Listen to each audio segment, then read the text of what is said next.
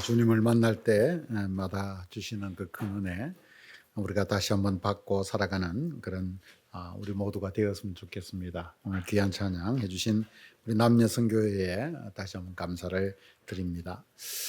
요즘 동료 목사님들과 만나서 대화를 나누다 보면 거의 빠짐없이 등장하는 주제 중에 하나가 교회 성장의 하락세에 대한 이야기, 염려인 것 같습니다. 지난주에 우리가 보았던 처음 교회는 교회의 믿음 위에 선 교회의 올바른 선택에 의해서 하나님의 말씀이 더 자라가고 그리고 제자의 수가 더 증가하는 그런 성장의 모습을 우리는 함께 보았습니다. 하지만 지금 우리가 속해 있는 한국교회는 세계에서 유례를 찾기 힘든 빠른 부흥의 그런 기록을 세우기도 하였고, 그리고 또 하나 세계에서 가장 빠른 하락세를 보이고 있는 그런 이 위기 속에 빠져 있기도 합니다. 그 세락은 교회의 교회다움, 믿음의 본질을 잃어버린 데 있다라고 우리는 이야기할 수밖에 없습니다. 교회가 하나님을 믿고 의지하는 그 믿음의 본질을 지키기보다는 물량주의, 성장주의, 그리고 더 나아가서 만모니즘과 같은 그러한 것에 매몰되어서 나아가는 그것이 교회의 위기를 자초하였습니다. 하지만 오늘날 교회의 태도는 그 위기의 근거를 우리 안에서 찾으려고 하는 것이 아니라 밖에서 찾고 그렇게 화살을 돌리려고 하는 그런 안타까운 모습을 보이고 있습니다. 그러다 보니 예기치 않게 사랑을 이야기하는 교회가 혐오나 혹은 극단적 이데올로기를 조장하는 안타까운 형국이 되어버렸습니다. 문제는 이런 극단적 선택은 복음의 본질을 더 덮어버리는 데 있다라고 하는 사실입니다. 그 결과 교회의 위기는 더 가속화되고 있지 않는가라고 하는 것이지요. 우리는 어떻게 이 위기를 넘어서 교회의 교회다움, 또 우리의 신앙의 본질, 바로 그것을 회복해 갈 수 있겠습니까? 사실 교회의 역사를 보면 교회가 생명력이 가장 빛났던 때는 지금처럼 정말 좋은 환경 속에 교회가 있었던 것이 아니라 가장 어려운 때에 그 교회는 참 이 생명력이 빛났던 것을 보게 됩니다. 초대교회는 박해를 먹고 자랐습니다. 처음에는 동족이었던 유대인들로부터 박해를 받았고, 훗날에는 로마 제국의 박해를 받아 그것을 이겨내어야만 했습니다.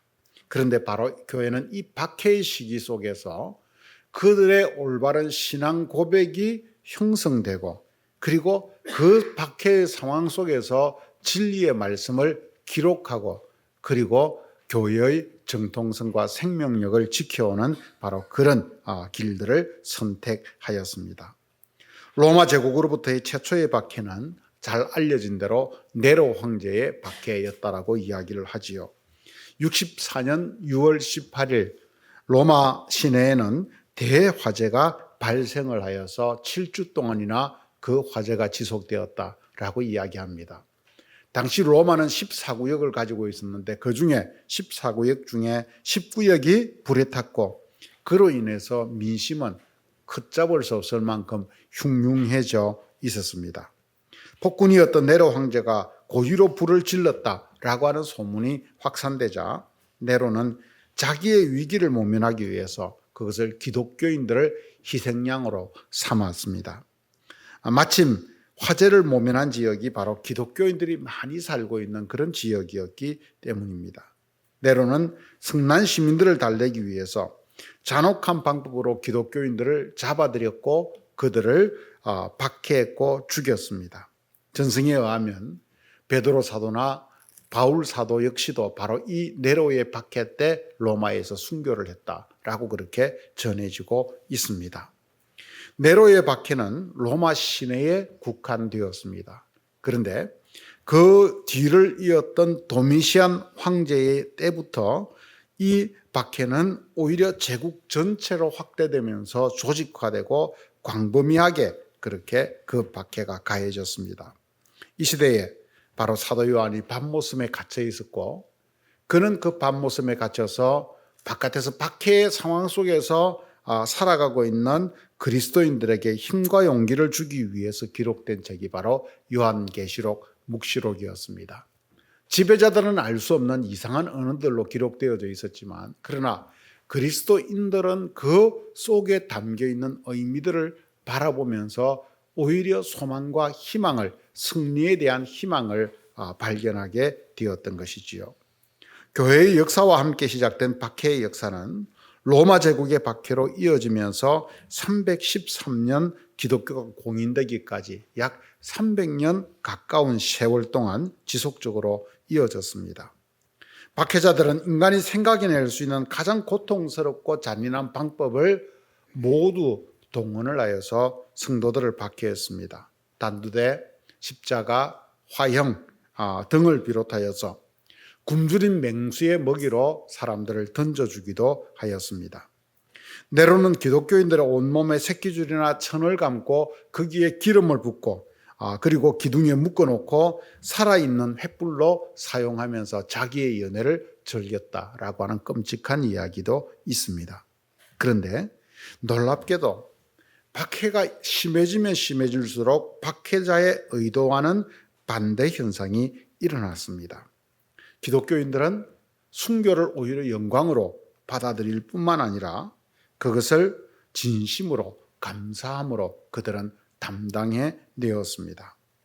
단두대 앞에 서서 자신의 팔과 다리를 자르는 집행자들을 향하여서 원망과 정오의 눈빛이 아니라 오히려 연민과 사랑의 눈빛을 보여주었고, 화형을 당하면서도 큰 소리로 주님, 저들이 하는 일을 알지 못합니다. 저들을 용서하여 주시옵소서라고 기도하며 죽어갔습니다.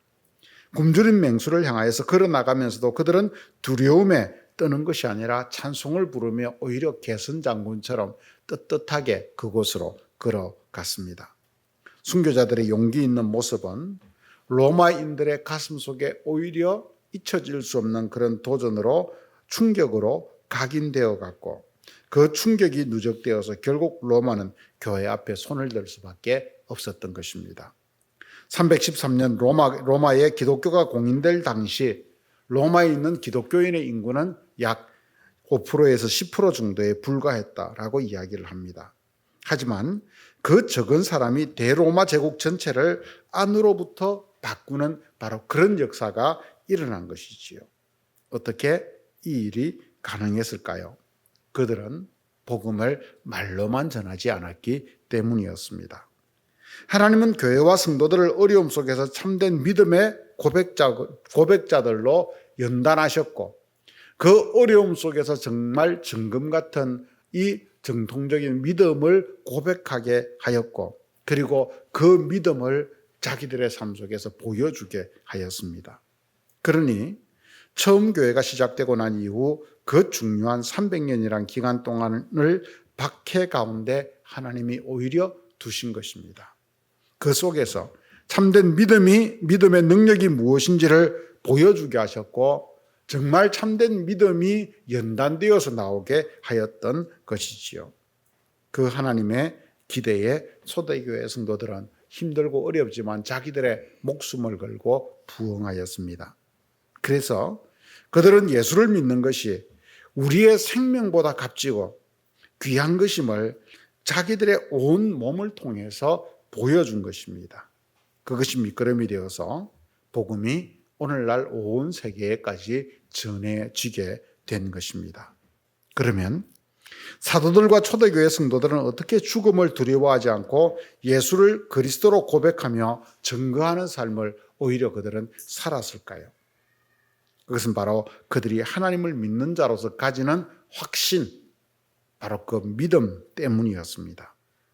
우리를 사랑하는 하나님의 사랑에 대한 확신, 예수 그리스도를 통해서 주어지는 세상의 그 어떤 힘으로도 끊을 수 없는 구원의 확신, 바로 이것이 그들이 복음을 말로만이 아니라 온몸으로 전하는 증인들이 되게 하였던 것입니다.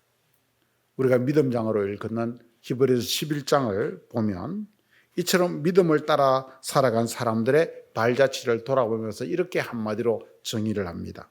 이런 사람은 세상이 감당치 못하느니라. 그렇습니다. 확신이 있는 사람을 막아낼 방법은 없습니다.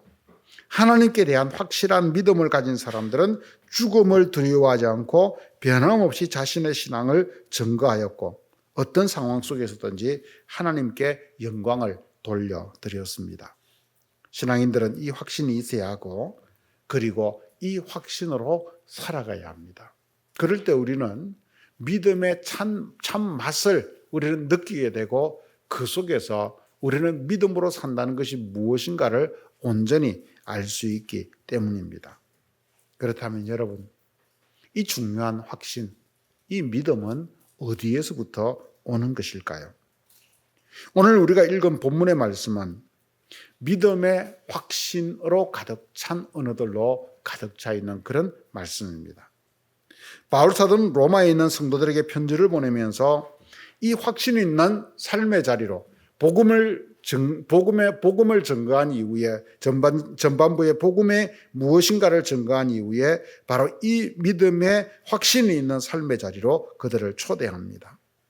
세상의 그 어떤 힘도 우리를 사랑하시는 하나님의 사랑, 그리스도의 사랑에서 끊을 수 없다는 바로 그 놀라운 선언. 그래서 만일 하나님이 우리를 위하시면 누가 우리를 대적하리요? 라고 하는 승리의 확신을 선포하고 보여주고 있습니다.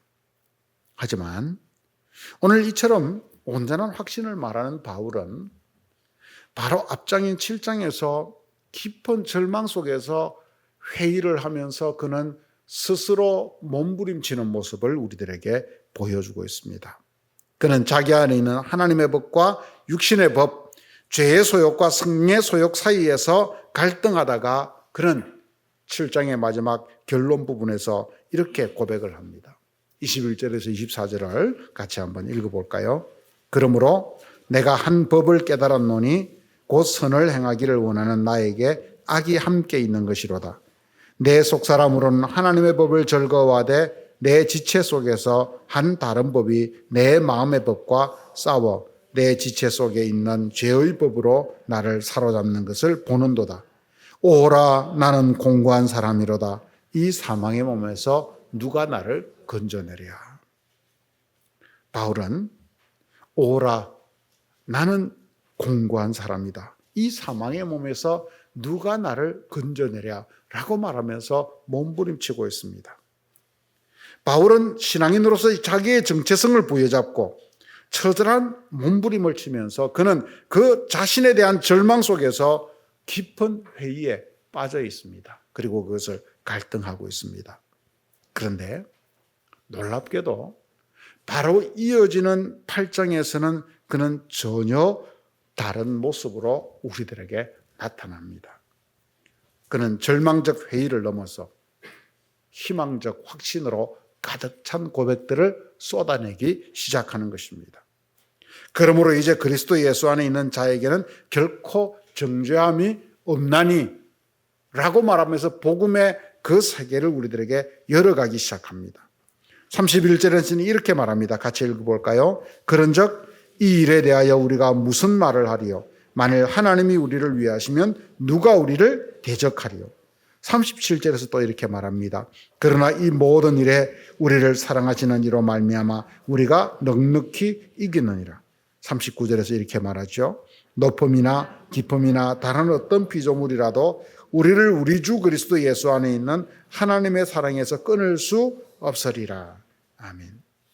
여러분, 바울은 어떻게 7장에서의 그 깊은 절망, 그 깊은 회의의 몸부림 속에서 8장의 강한 확신과 희망으로 바뀌게 되었을까요? 우리는 본문을 보면서 바울 사도가 우리에게 전해주는 두 가지 단초를 발견하게 됩니다. 첫 번째는 그리스도 예수로 말미암아라고 하는 말씀입니다. 7장의 그 회의적인 분위기를 바울은 25절에서 이 한마디로 완전히 반전시킵니다. 우리 주 예수 그리스도로 말미암아 하나님께 감사하리로다. 그런즉 내 자신이 마음으로는 하나님의 법을 육신으로는 죄의 법을 섬기노라 라고 말하고 있습니다. 여러분 보십시오. 여전히 바울은 마음으로는 하나님의 법을 섬기고 있지만 육신으로는 죄의 법을 섬기고 있습니다. 이것이 바로 한 신앙인으로, 한 인간으로 가지고 있는 바울의 실존입니다. 그는 흔들리는 갈대입니다. 이 육신의 소욕과 성령의 소욕 사이에서 한없이 흔들리는 그런 갈대와도 같이 그렇게 흔들리고 있습니다. 그런데 예수 그리스도로 말미암아 자기의 삶의 정체성을 다시 보았을 때, 즉 예수 그리스도를 통하여 자기의 삶의 정체성을 다시 보았을 때 그는 바로 자기 안에 있는 이 절망적 모순이 풀리게 되는 것입니다. 왜냐하면 구원은 나로 말미암지 않고 예수 그리스도로 말미암아 오는 것이었기 때문입니다. 그래서 두 번째 단초는 이것을 통해서 발견하게 된 하나님의 사랑입니다. 그는 자기의 흔들리는 내면의 정체성에서 그리스도 예수로 말미암아 그는 새로운 눈을 뜨게 됩니다.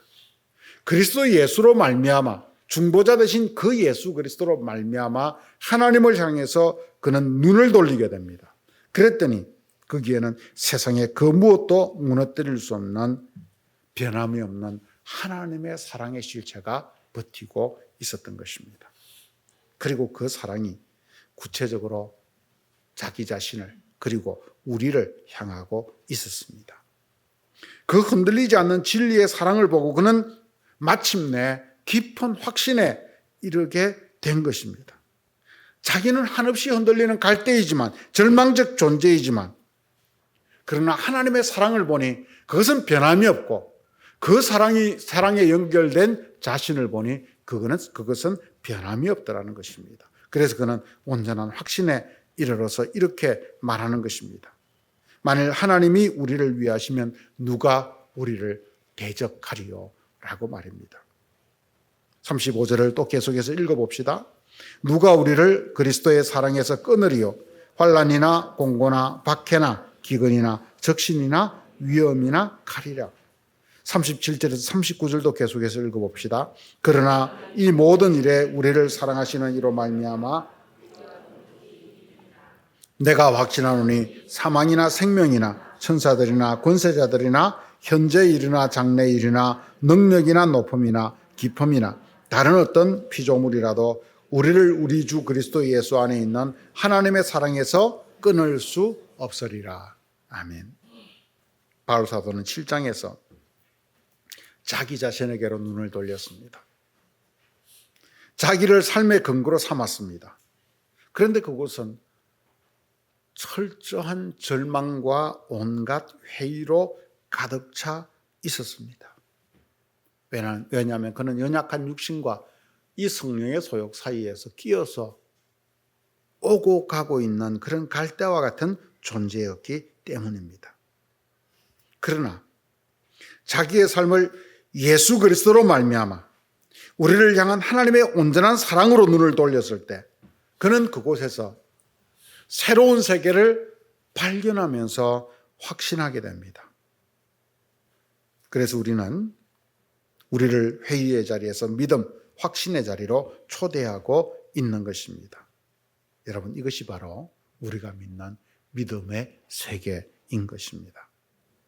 그러므로 신앙은 회의를 넘어서 확신에 이르는 길인 것입니다. 그 회의를 통해서 우리는 회개하며 그 회개를 통해서 마침내 온전한 믿음의 세계에 이르는 것, 바로 그것이 우리 믿음의 길인 것입니다. 우리는 때로 깊은 절망과 회의에 빠질 때가 있습니다. 우리 자신의 모습을 볼 때, 우리의 환경을 볼 때 더더욱 그렇습니다. 그러나 그 회의는 불신을 거두기 위한 회의가 아니라 회개를 통해서 확신의 열매를 거두기 위한 온전한 회의가 되어야 하는 것입니다. 바로 이것을 통과하여서 우리들에게 열리는 것이 믿음의 길이다라고 하는 이야기입니다. 오늘 본문의 바울 사도도 7장에서 자신의 정체성에 대한 깊은 회의에 빠졌습니다. 그러나 그는 그 절망적 상황 속에서, 회의 속에서 그는 예수 그리스도에게로 눈을 돌렸을 때 마침내 8장에서 더 깊은 확신의 열매를 발견하고 거두게 되었던 것입니다. 자기에게 눈을 돌릴 때 깊은 절망과 회의 가운데 있었지만 하나님의 사람으로 눈을 돌릴 때 그는 하나님의 사랑으로 눈을 돌릴 때 그는 온전한 확신과 소망의 세계를 발견하게 됩니다. 그리고 그 믿음을 통해서 거기에 거하게 되는 것입니다. 왜냐하면 우리 자신은 하나님의 법과 죄의 법 사이에 끼어 있는 전적인 죄인이지만 그래서 끊임없이 오가며 흔들리는 갈대일 뿐이지만 예수 그리스도로 말미암아 나타난 하나님의 사랑은 변할 수 없는 진리이기 때문입니다. 우리는 끊임없이 흔들리는데 하나님의 사랑은 변함이 없이 굳건하게 서 있는 것이죠. 그러므로 우리는 우리의 환경과 여건들 속에서 끊임없이 변하지만 우리를 붙들고 있는 바로 이 하나님의 사랑은 결코 변할 수 없음을 알아야 하는 것입니다. 그래서 우리는 우리의 환경이나 우리 자신의 흔들림이 아니라 바로 이 하나님의 사랑을 붙들고 살아가야 하는 것입니다. 하나님과 우리의 관계는 내가 하나님을 붙잡는 것이 아니라 바로 이 변함없는 하나님의 사랑의 손길이 우리를 붙잡고 있는 것입니다. 그것을 통해서 우리의 믿음이 유지되는 것입니다.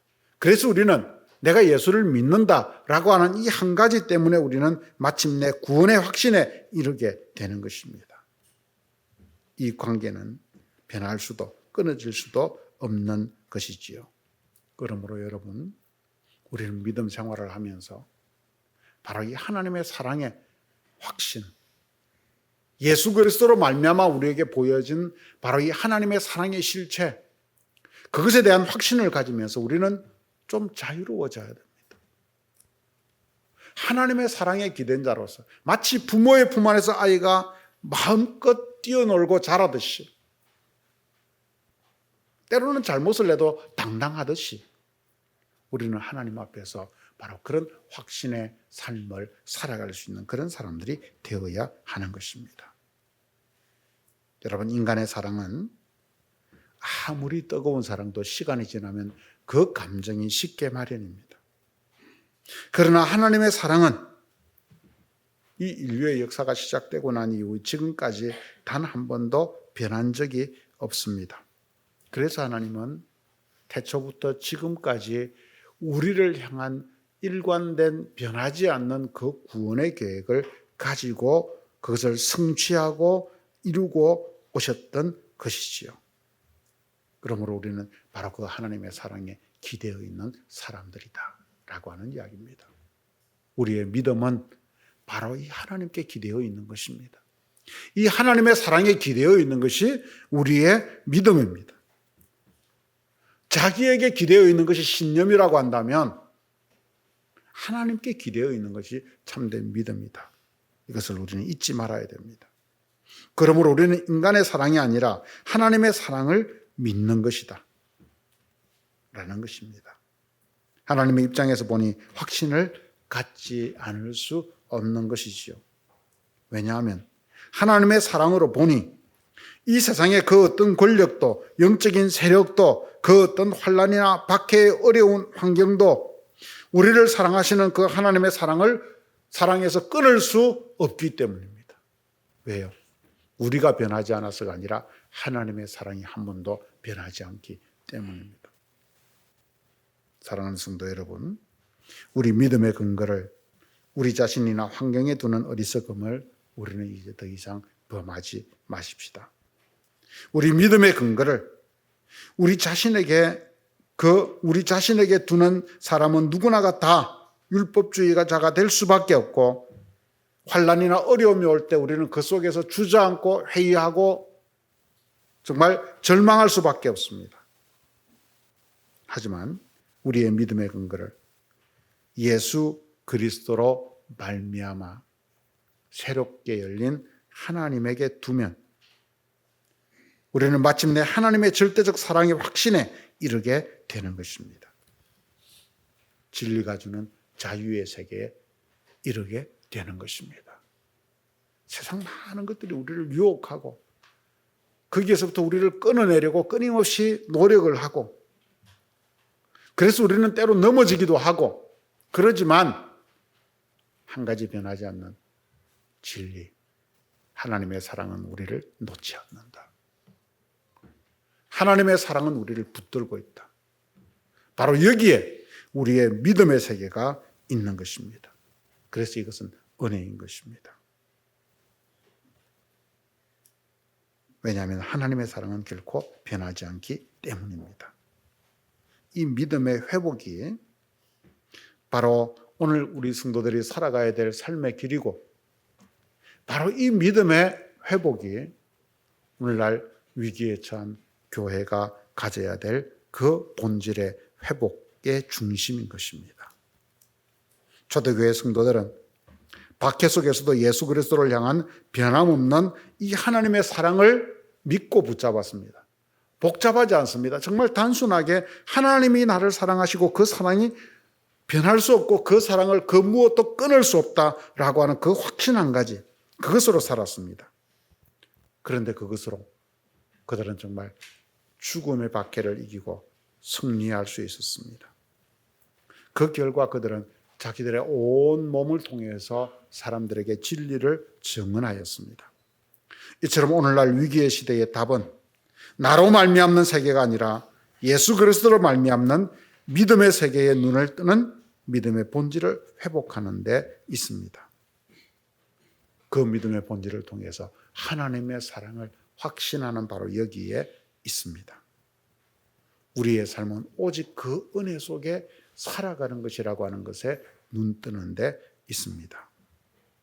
이렇게 우리가 우리의 믿음의 본질을 회복하면 우리는 바깥에서 어떤 미움이나 혐오나 혹은 어떤 세상이 우리들에게 끊임없이 요구하는 어떤 이데올로기나 그러한 것들을 넘어서서 하나님의 사랑을 확신하고 그 사랑을 전하고 보여주는 참된 믿음의 사람들이 되는 것입니다. 그래서 교회의 교회다움, 믿음의 믿음다움을 회복하게 되는 것입니다. 지금은 바로 이런 믿음의 본질, 예수 그리스도로 말미암아 하나님의 사랑에 이르는 그것을 확신을 가지는 이 믿음의 본질을 회복할 때입니다. 그리고 그것을 통해서 우리의 삶을 새롭게 보아야 합니다. 그러므로 우리 곡강의 교우들은 모두 회의를 넘어서 예수 그리스도로 말미암아 믿음의 확신으로 나아가는 주인공들이 되시기를 바랍니다. 그래서 하나님의 사랑에 대한 믿음을 회복하십시오.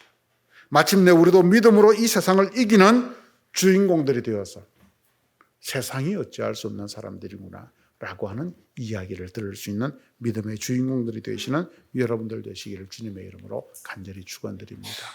같이 기도하겠습니다. 하나님 아버지, 은혜를 감사합니다. 오늘도 저희들에게 귀한 날을 주시고 귀한 시간을 주시고 오늘도 주의 말씀, 주의 음성을 우리 모두가 듣고 깨닫고 나누게 하시니 감사합니다. 오늘도 이 말씀을 통해서 우리 자신들의 모습을 돌아봅니다. 아버지, 우리를 긍휼히 여겨주시고 오늘도 주님의 그 은혜의 장중에 우리를 붙들어 주시고 하나님의 놀라우신 뜻이 우리 가운데 온전하게 하나님 나타날 수 있도록 도우시고 역사해 주시옵소서. 아버지, 오늘 바울은 정말 흔들리는 갈대처럼 자기 자신을 보았을 때 그는 절망할 수밖에 없었고 깊은 회의에 빠질 수밖에 없었습니다. 하지만 예수 그리스도로 말미암아 하나님의 사랑으로 눈을 돌렸을 때 그는 정말 확신과 소망, 그 믿음을 외칠 수밖에 없었습니다. 주님, 우리도 바로 이런 믿음으로 무장하여 세상을 이기고 아버지, 오늘 이 세상 모든 사람들에게 예수 그리스도의 복음의 진리를 증언할 수 있는 그런 진리의 증언자들이 되도록 인도하옵소서. 예수님의 이름으로 기도드렸습니다. 아멘.